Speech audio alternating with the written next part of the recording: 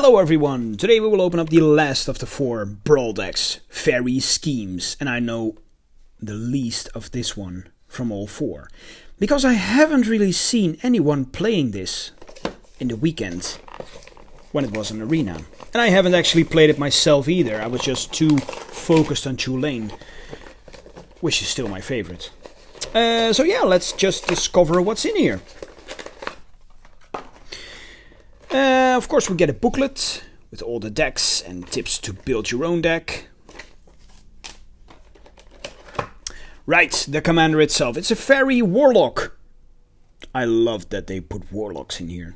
Really, really lovely. It's Alila, the artful provocateur.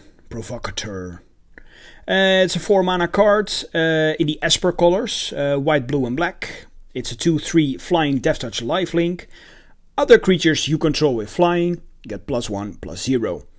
Whenever you cast an artifact or enchantment spell, create a 1/1 blue fairy creature token with flying. Alright.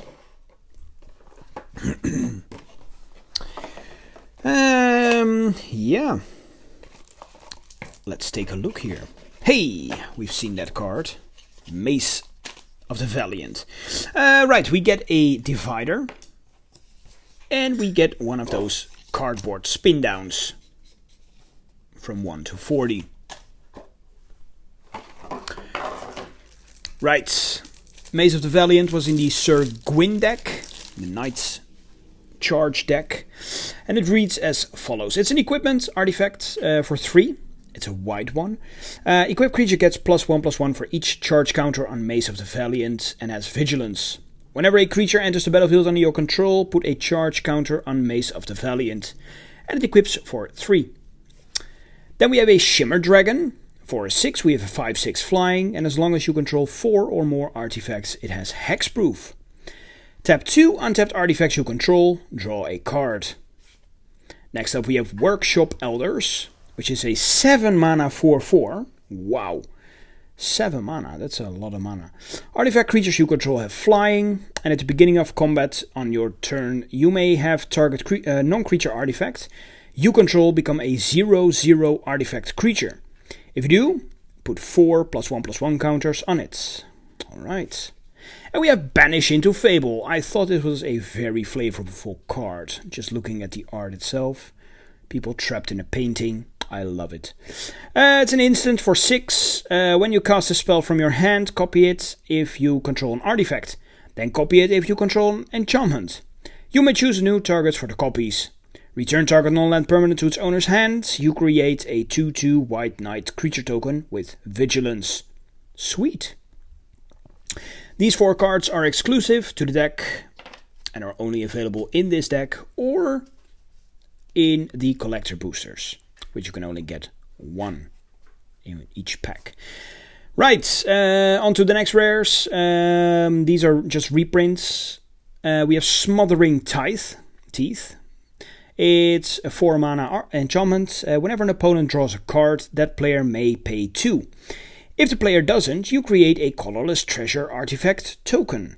Very cool. Very nice card.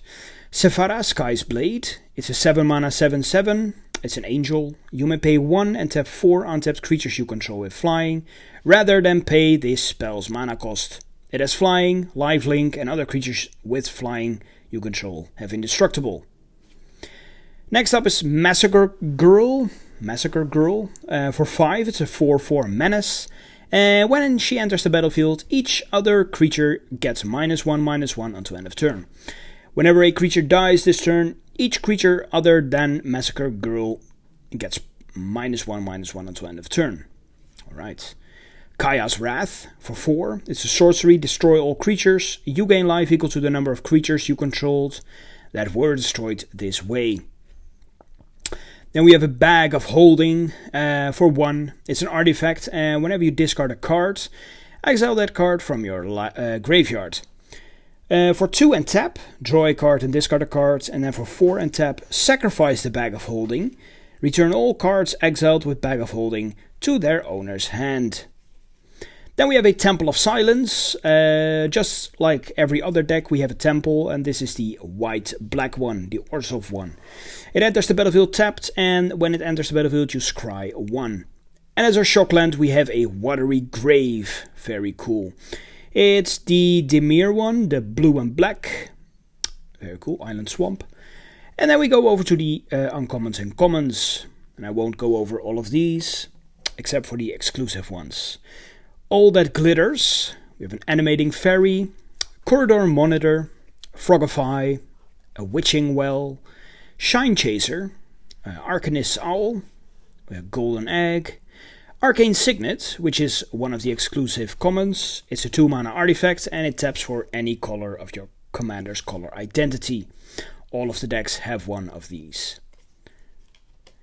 Angelic Exaltation, Ancestral Blade, Conclave Tribunal, Prison Realm, we have Chemister's Insight, Winged Words, a Blood-Soaked Altar, Law Mage's Binding, Mortify, Empyrean Eagle, Heraldic Banner, Shambling Suit, Scrabbling Claws, Guild Globe, Mana Geode.